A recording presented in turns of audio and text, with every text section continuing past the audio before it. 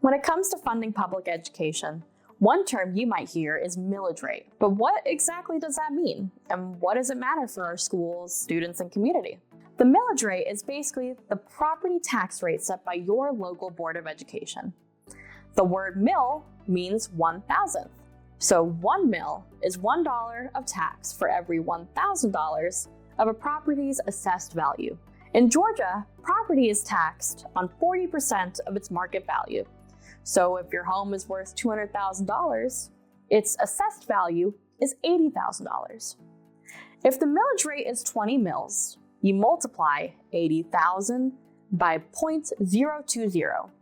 That's $1,600 a year to help fund public education. Every year, the county's Board of Tax Assessors reviews property values.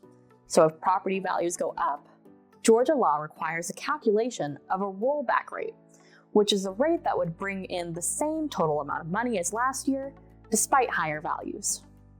The state also double checks property values each year through its own audit. If local assessments fall behind what the state finds, the county can actually be penalized. That's why it's so important for property values to stay in line with the state's review. Otherwise, the county risks losing revenue.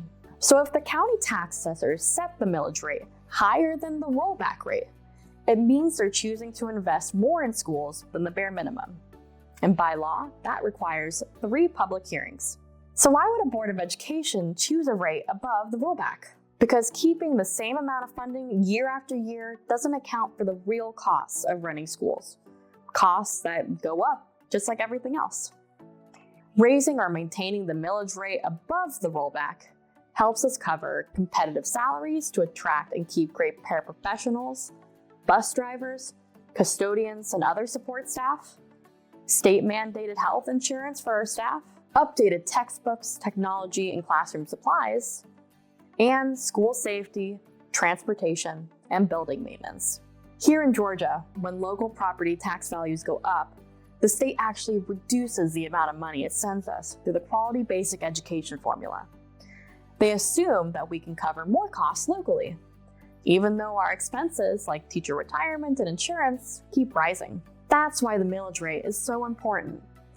It helps us fill in the gap, keep great support staff in our schools, maintain safe and modern classrooms, and give students the opportunities that they all deserve.